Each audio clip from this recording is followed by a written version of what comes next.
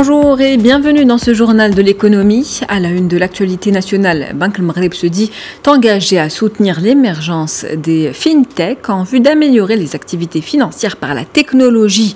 Objectif, accompagner l'essor des paiements électroniques au Maroc et introduire de nouvelles catégories de services de paiement. C'est ce qu'a affirmé ce mardi Fdoua Jouali, responsable du service fintech et développement des paiements au sein de la Banque centrale. Celle-ci ajoute que la BAM a opté pour la mise en place d'une disposition d'accompagnement légal et réglementaire pour aider les entreprises technologiques œuvrant dans le service financier à intégrer les marchés des entreprises que la banque essaye de mettre en contact avec des acteurs ayant la possibilité de les soutenir et signer des contrats avec eux. Dans le reste de l'actualité, l'ONU prévoit une croissance mondiale de 5,4% en 2021 dans son rapport intitulé « Situation et perspectives de l'économie mondiale ». Ce rapport montre que la Chine et les États-Unis sont sur la voie de la relance grâce au maintien des mesures de soutien fiscal et monétaire et à une bonne campagne de vaccination. Toutefois, dans plusieurs pays d'Asie du Sud, d'Afrique subsaharienne, d'Amérique latine et des Caraïbes, les perspectives de croissance restent faibles et incertaines.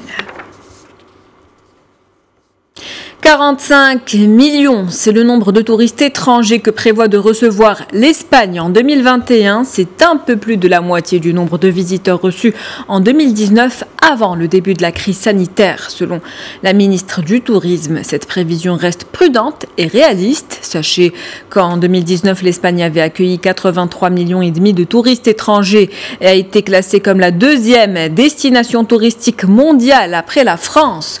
Le pays se prépare ainsi à rouvrir ses frontières au monde entier et prévoit de se hisser au premier rang des destinations touristiques mondiales.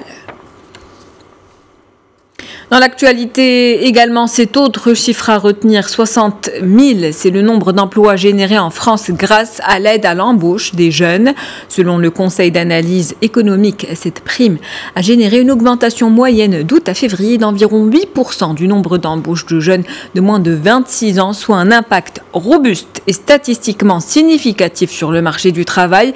Cela signifie que pour 100 emplois créés, 8 n'auraient pas existé en l'absence de cette aide. Selon la ministre du Travail, Elisabeth Borne, ces aides ont non seulement permis d'éviter que les embauches ne s'effondrent, puisqu'elles sont quasiment au même niveau qu'avant la crise, mais en plus, elles ont incité les entreprises à proposer des contrats plus longs pour les jeunes. On s'intéresse à présent à la Norvège qui a annoncé ce mardi qu'elle dépensera des milliards de dollars de plus que prévu sur ses revenus pétroliers pour atténuer l'impact de la pandémie de coronavirus. Dans ce contexte, le ministre des Finances, Jean Torsaner, a proposé de débloquer près de 49 milliards de dollars. Sachez que l'année dernière, le record de dépenses du fonds souverain avoisinait, selon les données budgétaires du ministère des Finances, les 40 milliards de dollars. Sachez qu'en 2020, l'économie norvégienne s'est contractée de 2,5%, le plus grand revers économique enregistré depuis la Seconde Guerre mondiale. Pour finir, aux États-Unis, les prix à la consommation ont bondi sur un an en avril.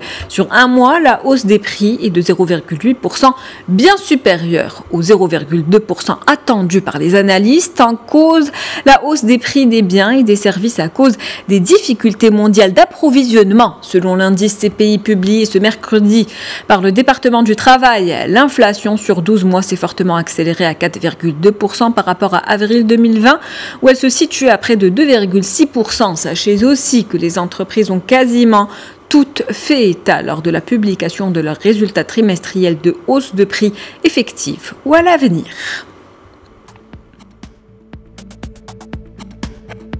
C'est la fin de ce journal de l'économie. Merci de l'avoir suivi. Restez avec nous, restez connectés. L'information se poursuit sur Midi 1.